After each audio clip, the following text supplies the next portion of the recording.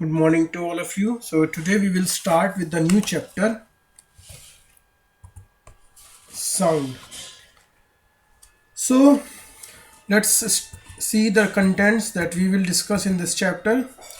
First is what is sound, then the various sources which are used to produce a sound like musical instruments, human beings, then how the sound is propagate, the terms which are related to the sound, that is vibration, amplitude, time period, frequency and wavelength, representation of the wave, how the wave can be represented, then the types of sound, that is infrasonic sound, ultrasonic sound, audible sound, characteristics of sound, loudness, pitch.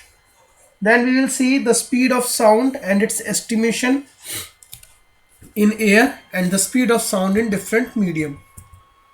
At last we will see the reflection of sound and it's one of the most important application, that is echo, and then absorption of sound in its practical application.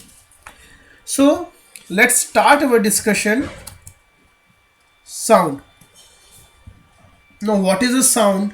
Sound is an energy that gives a sensation of hearing, that is known as sound. So in the last chapter we have studied about the heat. So heat was the energy that gives us the sensation of hotness or coldness. Similarly, sound is also a form of energy, but that gives us the sensation of hearing. So it plays a very important role in our lives. It helps us to communicate with one another.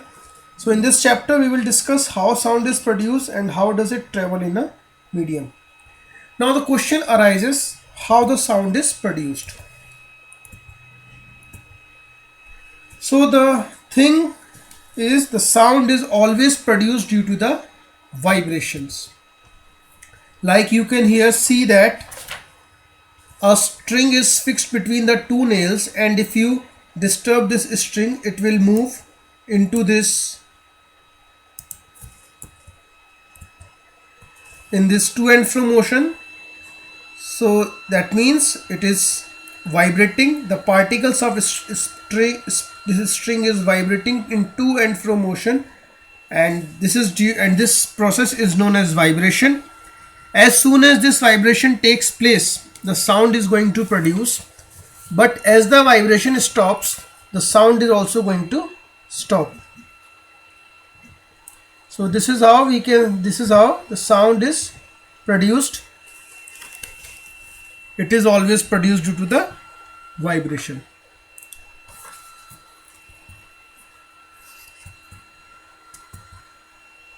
Now, how the sound travels to our ears?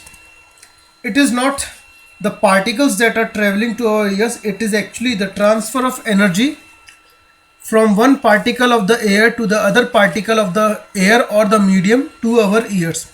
So when this energy is transformed from one particle to another, actually that energy is traveling from one point to another, and this energy is due to the again vibration of the particles.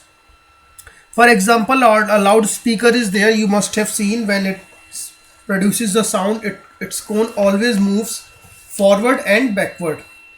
As soon as you switch off the loudspeaker, it stops. The vibration of its cone stops. So when it stops, then sound also stops producing. So for the production of the sound, again one more important thing is my vibration of the particle. So for example, in a drum, sound is produced due to the vibration of its diaphragm. This is a diaphragm of the drum. So when you start beating it with the sticks, what happens? Its diaphragm will vibrate and the sound is produced. Now there are various sources of sound like musical instruments. Many of the musical instruments that you can see in this diagram, you are familiar with. So these are the musical instruments which are used to produce the sound. For example, stringed instruments. So in string instruments like which have the strings, like guitar is there, violin is there. So string of these instruments are vibrated either by strumming them or by hand or rubbing them with a bow. If you have used it, then you must be knowing it. So in this, The sound is produced by changing the length. The pitch of the sound can be changed by changing the length of the string. So in this, the sound is produced by vibration of the string. Next is the wind instruments. These instruments are vibrated by forcing air through them. So again, you must have seen these type of instruments. They contains a column of air inside them, like you must have seen the flute, trumpet, shehnai. So these are the wind instruments. In this, the air column of air vibrates, and this produces the sound. Then the next is percussion instruments, like you must have seen tabla, dholak, drum. There is a tightly stretched membrane that is made to vibrate by striking it. So let's summarize the musical instruments. So these are the few musical instruments, types of musical instruments which are used to produce the sound, with the different sources of sound producing medium. Like in wind instrument, air column was there. Percussion instrument, the tightly stretched membrane was there. String instruments, the strings were there. And the reed instruments, in which the metal reeds are there to produce the sound. Next very important source of sound is human beings, that is we. In humans, voice is produced by larynx or voice box present in the upper part of the human body. The larynx is present near the upper end of the windpipe. Two vocal cords present across the larynx, stretched in such a way that it leaves a narrow space between them for the passage of air. Now when the lungs force air through the slit, the vocal cords vibrate, and as a result sound is produced. So here you can see in this diagram, two vocal cords are there and they have a gap between them. So when the lungs force the air through this slit, what happens? The vocal cords start to vibrate, and when they start vibrate, sound is produced. So again we can see that in human beings also the sound is produced by the means of vibration only. And if you want to feel the vibration of the vocal cords, you can put your hand on your throat while you singing or while you speak. So you can easily feel the vibration of these vocal cords in your throat.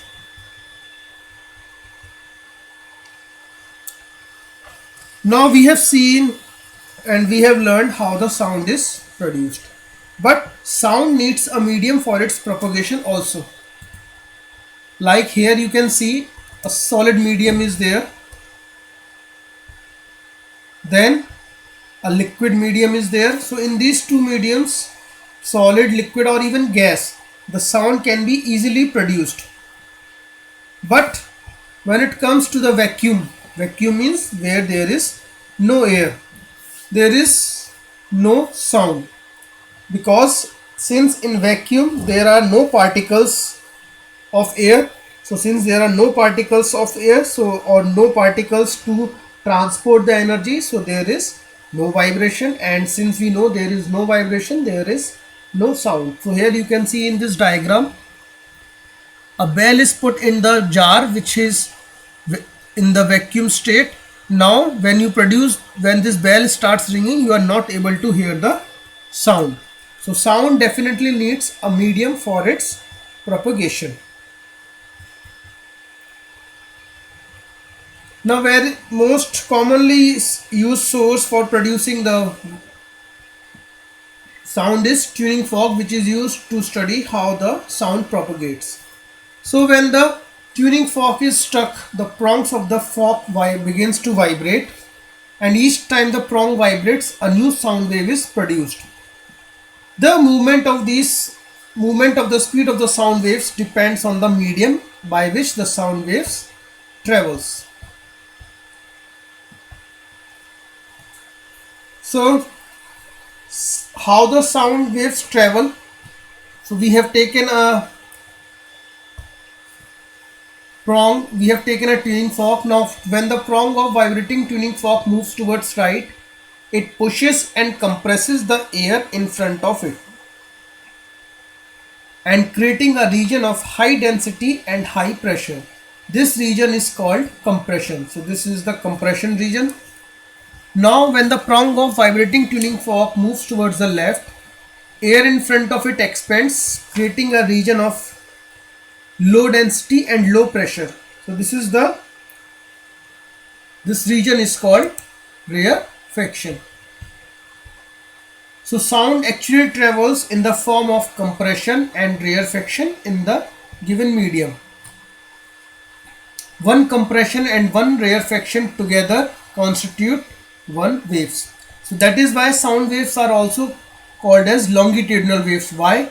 Because in this particles of medium moves back and forth along the direction of propagation of wave. So here you can see that the particles are moving in the same path in which the wave is propagating.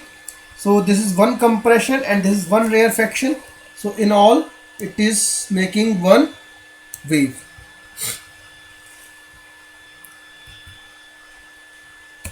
So sound waves are the longitudinal waves. Here you can see, if you switch on the music system, it is the source, and this sound is travel in the straight path, and the particles of the medium are vibrating in the direction of the propagation of the wave, and this is how the sound reaches our ear. The medium particles got compressed, they transport the energy from one point to another, and hence this sound reaches our ear, and in our eardrums vibrate, and hence we are able to hear the sound. So we can say that sound is a longitudinal wave. Now there are few terms which are related to a wave. Since we are saying that sound is a wave, so few terms which are related to wave are vibration or oscillation, wavelength, amplitude, time period, and frequency.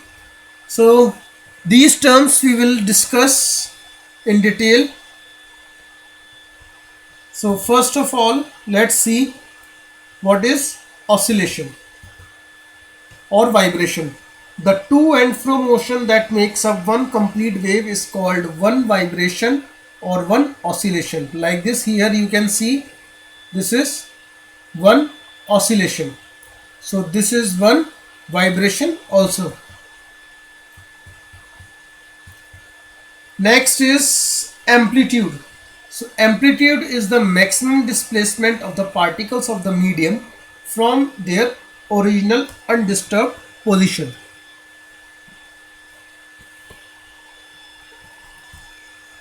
Okay, so in fact the amplitude is used to describe the size of the wave. Amplitude's SI unit is meter, and sometimes it is also measured in centimeters. Next is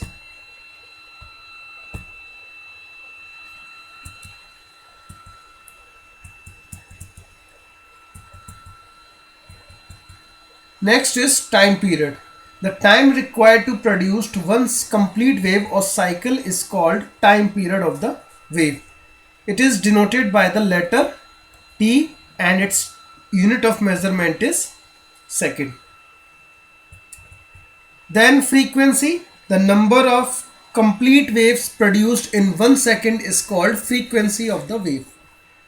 Since one complete wave is produced by one full vibration of the vibrating body, so we can say that number of vibrations per second is called frequency.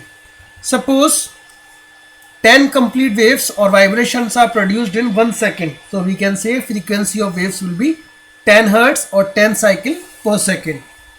Frequency is usually denoted by the letter small f, and its SI unit is Hertz. Sometimes the bigger unit of frequency is also used, that is known as the kilohertz. So there is a relation between time period and frequency, that is frequency of a wave is 1 upon time period. Next and last term is wavelength. The minimum distance in which a sound wave repeats itself is called its wavelength. That is, it is the length of one complete wave, or also we can say it is the distance between centers of two consecutive compressions or rarefactions. Again, since it is a distance, so its SI unit is also meters. So these are the terms, few important terms which are related to the wave. Okay, so let's summarize the terms one more time. So that is amplitude, the maximum displacement of the medium particles. The more louder you speak or more you shout, more will be the amplitude. This is the distance between two. These are the compressions and these are the rarefaction. So distance traveled by the wave in one complete oscillation is known as the wavelength. Then the time taken to complete this one full from A to C, you can see it is completing one wave. So time taken to complete this one wave is known as the one oscillation, and the number of such type of oscillations produced by the wave is known as the frequency. So these are the terms which are related to the sound, and the relationship between time period and frequency is time period and frequency are inversely related. That is, time period is 1 upon frequency and frequency is 1 upon time period. These are the types of the sound on based upon our whether it is audible or not: infrasonic, ultrasonic sound and audible sound. So in the next video we will discuss about these sounds in detail. For now, it's thank you.